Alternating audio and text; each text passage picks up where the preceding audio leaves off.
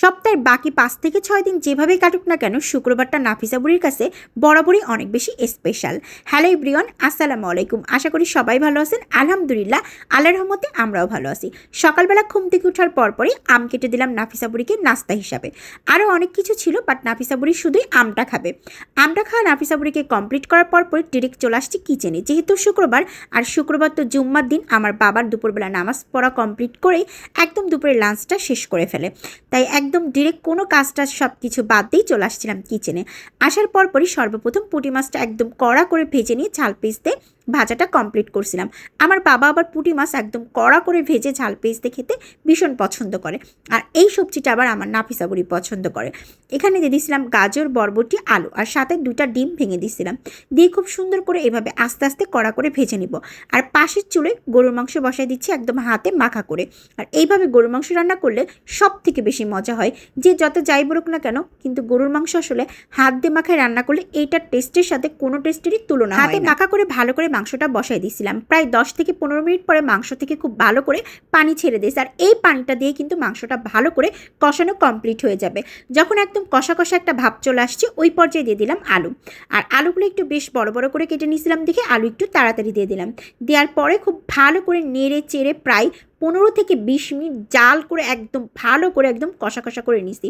আর এমনভাবে মাংসটা কষাইছি যে প্রত্যেকটা মাংসের গায়ে গায়ে আসলে মশলা লেগে গেছে এবং তল থেকে কিন্তু ভালো করে লেগে আসছে এবং তেল মশলা সব কিছু ছেড়ে দিছে। তখন দিয়ে দিলাম গরম পানিটা। গরম পানি একদম ভালো করে দিয়ে মাংসটা আজকে একটু ঝোলঝোল করে রান্না করব, যেহেতু সব কিছুই আসলে একদম কড়াকড়ি ভাজি মতন করা হয়েছে। এর মধ্যে আমার একটা পার্সেল চলে আসছিলো। পার্সেলটা পিক করার পরপরই দেখলাম পার্সেলের অবস্থা খুবই খারাপ। ব্লাউজটার প্রাইস পড়েছিল 2500 টাকা, বাট প্রত্যেকটা জায়গায় জায়গায় শুধু ব্লাউজের স্পট ছিল। আর এই স্পটগুলো সাদা যেহেতু উঠবে না, সেটা চিন্তা করে আর পার্সেলটা পিক করলাম না। তারপরে চলে আসলাম। আসার পরপরই দেখলাম যে মাংসে পানি দেওয়ার পরে খুব সুন্দর করে মাংসটা রান্না করা কমপ্লিট হয়ে গেছে। তারপরে বসাই দিলাম নাফিসা বুড়িকে খাওয়া দাওয়া করার জন্য। নাফিসার কাছে শুক্রবার মানেই হচ্ছে স্পেশাল একটা ছোটোখাটো ঈদের মতন, কারণ শুক্রবারে তার স্কুল ছুটি থাকে এবং সাপ্তাহিক একটা বন্ধ।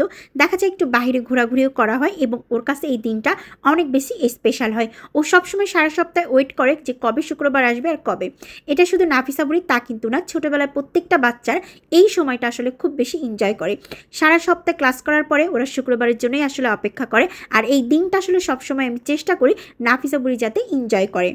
নাফিসা বুড়িকে খাওয়া দাওয়া কমপ্লিট করানোর পরপরই আমি খাওয়া দাওয়া করতে বসে পড়লাম। প্রথমে নিয়ে নিলাম কলমি শাক ভাজি। যেহেতু আমার আম্মু আবার পাশাপাশি 2 রকমের ভাজিও রান্না করছিল, বাট আমি চাচ্ছিলাম যে আমি যেগুলো রান্না করছি ওগুলো আজকে কিছু খাবো না, সব কিছু বাদ দিয়ে শুধুমাত্র কলমি শাক দিয়ে আর গরুর মাংস দিয়ে খাবো। আমার আবার কলমি শাকটা প্রচণ্ড পরিমাণের পছন্দ। কলমি শাক দিয়ে খাওয়া কমপ্লিট করে অল্প একটু গরুর মাংস দিয়ে ভাত নিয়ে নিলাম। ইদানিং আমার খাওয়া দাওয়া একেবারেই কমে গেছে, কারণ বেশ কয়দিন যাবত আবার আমি প্রচণ্ড পরিমাণের অসুস্থ। এক কথায় জ্বর, ঠান্ডা, কাশি সবারই আসলে এখন ঘরে ঘরে এই অবস্থা। এইদিকে আবার খাওয়া দাওয়া কমপ্লিট করার পরপরই আমার ভাগনা আসছে, আমার খালাতো বোনের ছেলে। আমার ভাগনা এখানে এসে আমার সাথে গল্প করতেছে। আর তার গল্পটা হচ্ছে, মামুনি তোমাকে অনেক দিন পর দেখলাম, তোমাকে খুব মিস করতেছিলাম, তুমি এখন গান ছাড়বা, আমি সেই গানের নাচ করবো। আমি বললাম আচ্ছা ঠিক আছে। আর আজকে বিকেলের সমস্ত সময়টা আসলে এই বাচ্চাদের সাথেই কাটাবো। সবাই ভালো থাকবেন, আল্লাহ হাফেজ। অবশ্যই লাইক, কমেন্ট, শেয়ার করতে কিন্তু ভুলবেন না।